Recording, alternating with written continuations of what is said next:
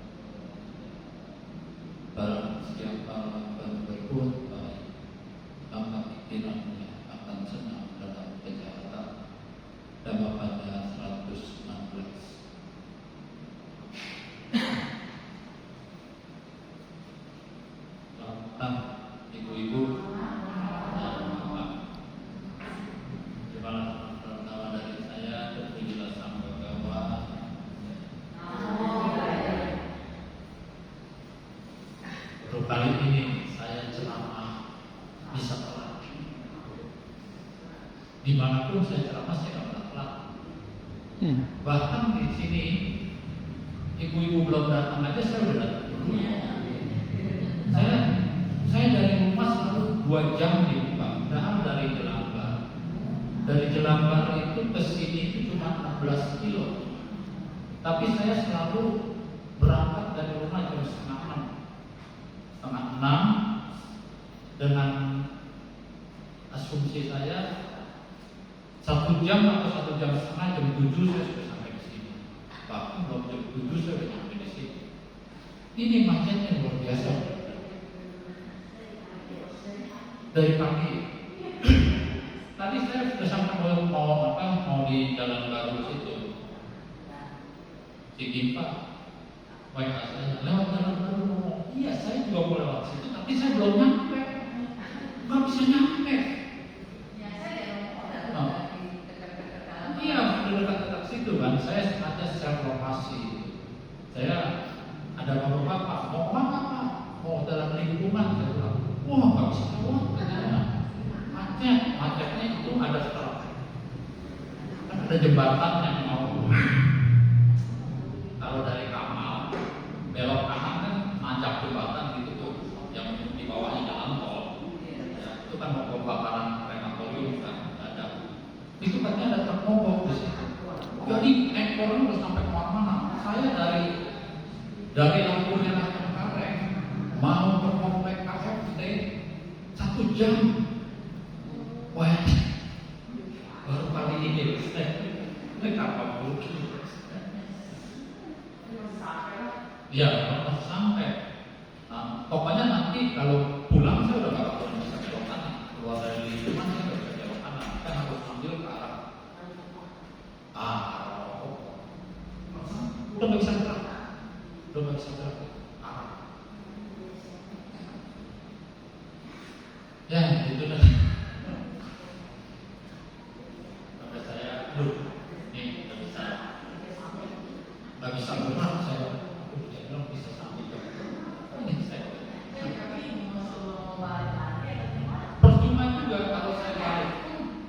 nggak ada jalan lain. Saya balik itu udah susah, bukan udah susah. Nah, udah saya teman-teman aja kalau sampai sini nggak masalah. Ya baik, ibu bapak dan saudara, pada malam hari ini ya, pada saudara dan saudara sedang melakukan sama nih seperti saya. Saya saat ini sedang berburu kebaikan.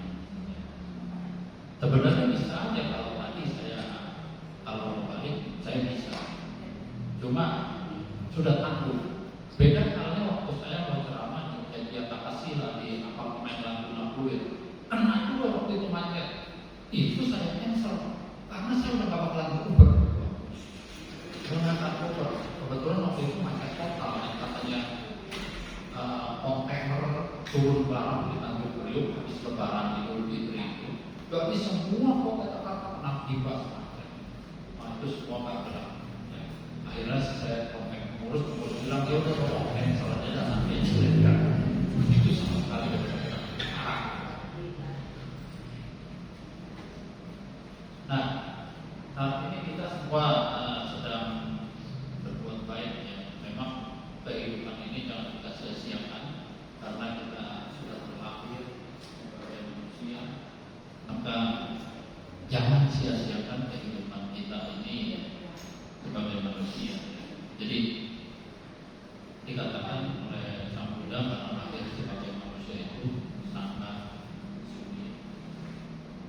Dan begitu kita terlahir menjadi manusia, jangan kita sia-siakan. Kita harus bisa memanfaatkan kehidupan kita sebagai manusia untuk selalu berbuat baik. Makanya tadi di dalam Dhammapada 116 dikatakan oleh Buddha, bergegaslah melakukan kebajikan. Jadi cepat-cepat kita harus cepat-cepat melakukan kebaikan. Kenapa? Karena kebaikan ini nantinya akan menjadi bekal perjalanan kita di kehidupan selanjutnya. Kalau kita tidak bisa meninggalkan warisan harta untuk anak cucu kita, paling tidak kita bisa meninggalkan warisan kebaikan.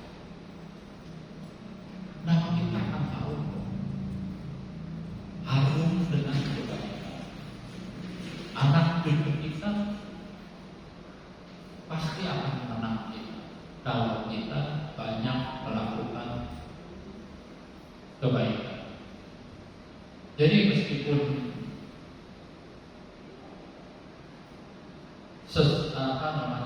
kehidupan ini kita serba kekurangan, itu gak perlu khawatir. Yang penting kita banyak berbuat baik. Itulah nanti yang akan menjadi warisan kita, warisan untuk anak cucu kita. Mereka pasti akan bangga dengan kita. Oh, oma saya, opa saya, mama saya, apa saya mewariskan saya kebaikan-kebaikan.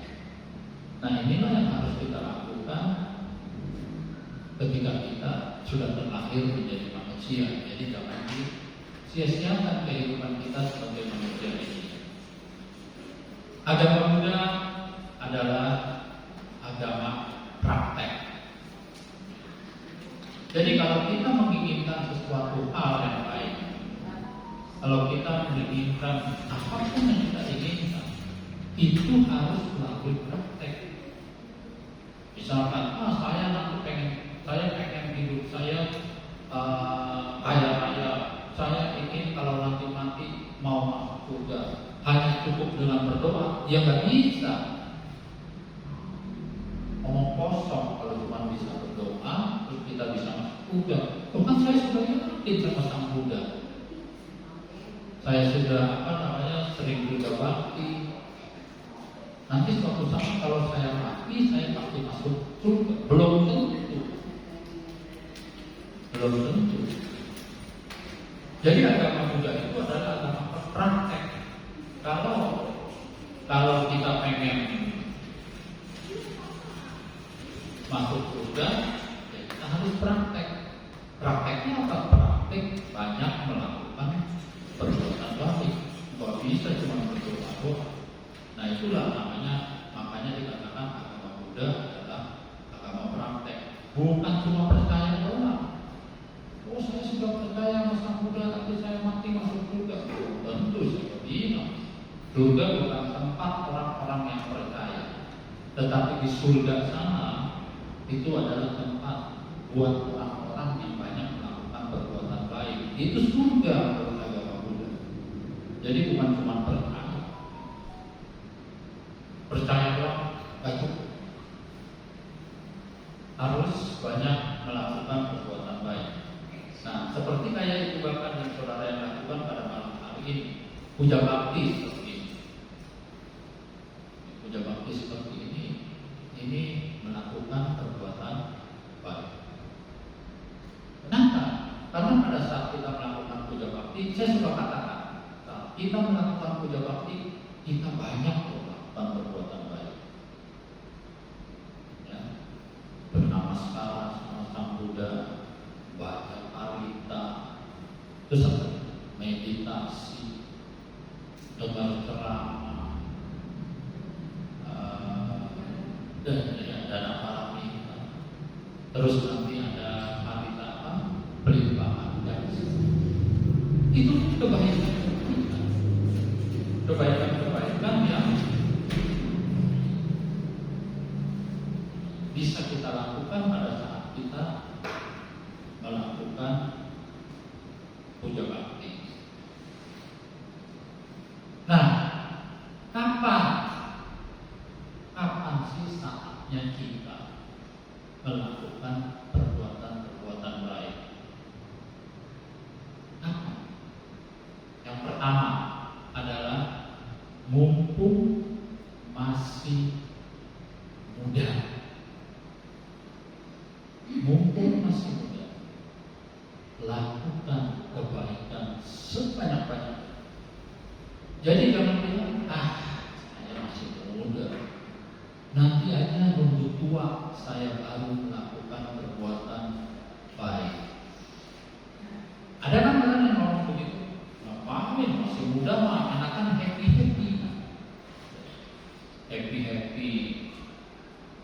Kalau sudah tua, nanti baru saya mendatang kejadian, datang ke wihara, melakukan perbuatan baik lainnya. Nah, itu dia pertanyaannya. Kalau nyampe usia tua, kalau nyampe, kan rugi. Kehidupan masa mudanya dibuat sia-sia, tidak melakukan perbuatan baik. Tapi ada juga nyampe sampai usia tua, baru melakukan perbuatan baik. Kan dulu waktu muda bilang, saya nggak mau berbuat baik sekarang, nanti aja kalau sudah tua. Sudah tua benar, ya berbuat baik. Hari ini berbuat baik, besok mati. Nah, perbuatan baik itu harus sedikit tuh. Sayang kan? Coba kalau dia berbuat baik dari masih muda, tabungan kebaikannya itu pasti sudah banyak sampai tua. Nah, seperti orang ini. Iya.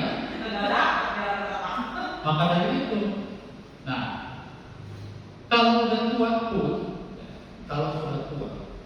nanti saya mau berbuat baiknya pada saat usia tua. Fisik sudah lemah, ya? Badan kita kalau sudah tua, sudah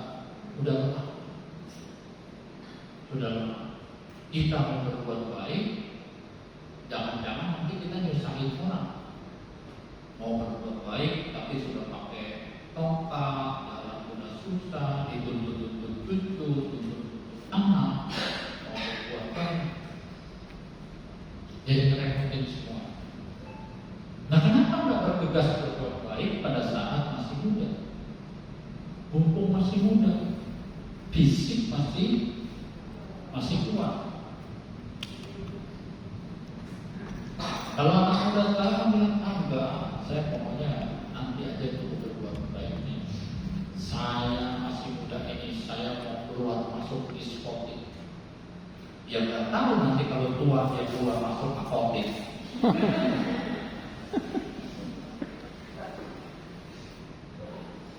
Segitu gagah saya masih muda, main aja diskotik keluar masuk.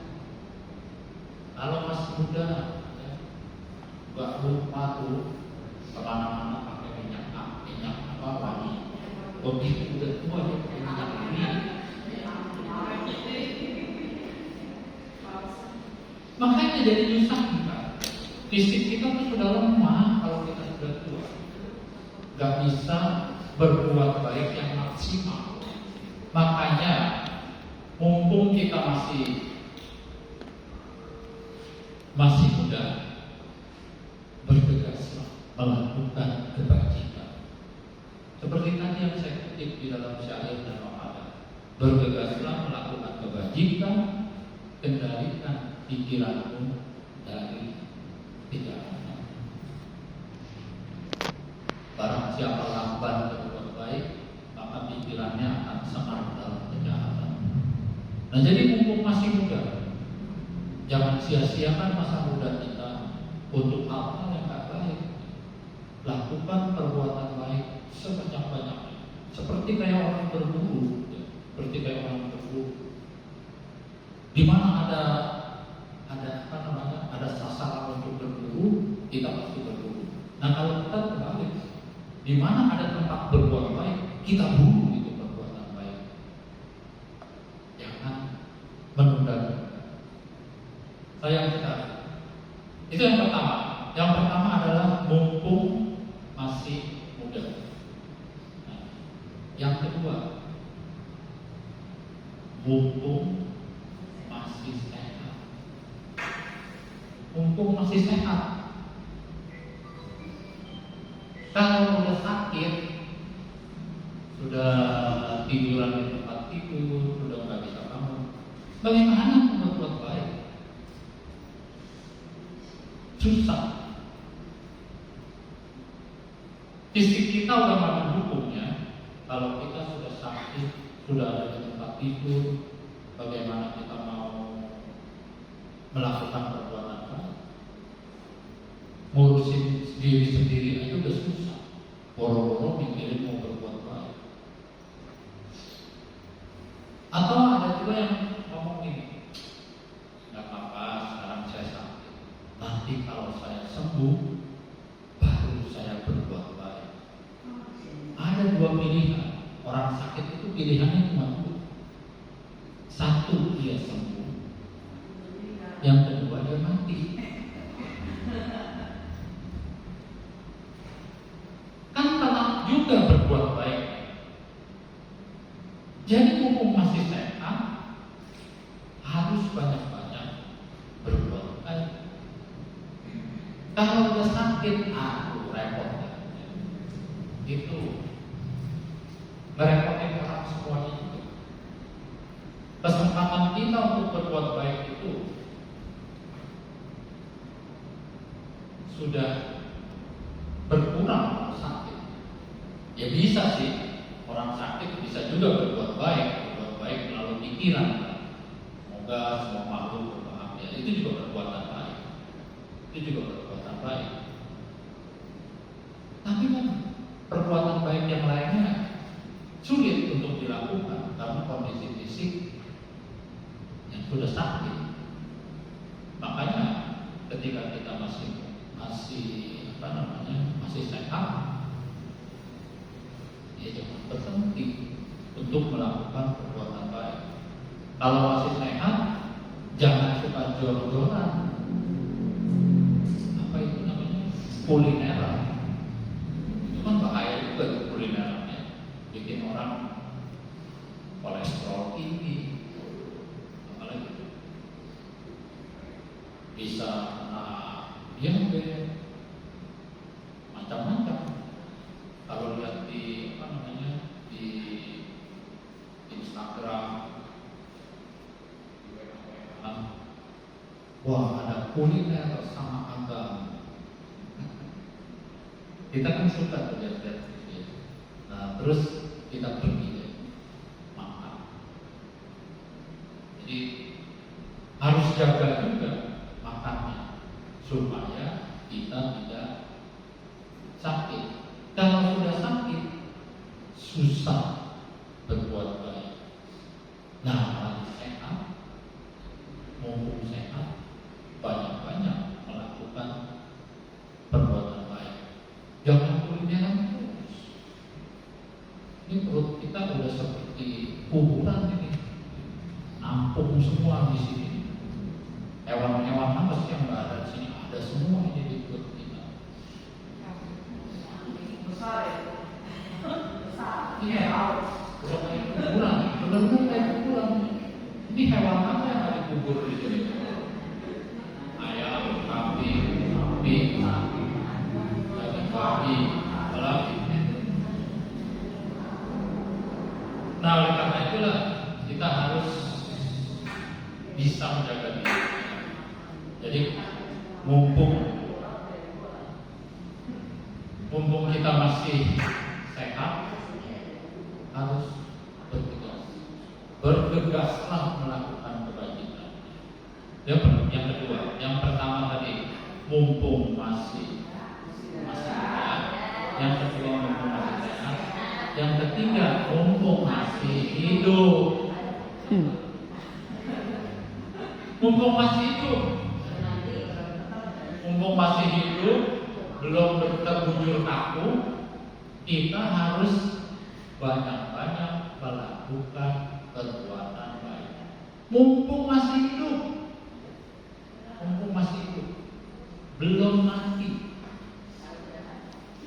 Kalau udah mati, apa yang mau kita lakukan? Kita sudah jadi seonggok mayat. Semua makhluk pasti mati. Kan Sang Buddha kata, jiwitang aniyatam maranang biasa. Kehidupan itu gak pasti. Yang pasti adalah kematian. Cuma tanggalnya aja gak pasti. Tanggal berapa kita mau mati. Tapi mati itu pasti. Anak kecil pasti mati. Remaja, dewasa, orang tua mati. Orang kaya, orang miskin mati. Tidak ada yang tidak mati. Semuanya pasti mati. Kita ini nggak bisa sembunyi dari kematian. Wah, saya pokoknya nanti aja selamat. Umur saya semoga masih panjang, jadi nanti aja berbuat baik. Nggak bisa, belum tentu. Kita ini nggak bisa sembunyi dari kematian. Dan kematian pada saat datang kepada kita, dia nggak pernah ketuk pintu, nggak pernah ketuk. Pada siapa di dalam? Terus kita jawab dari luar, sepatu, siapa itu? Enggak, begitu. Kematian bisa jemput kita di mana saja. Enggak pakai salam. Enggak ada salam-salam, enggak ada ketuk pintu. Dia bisa jemput kita kapanpun, dimanapun.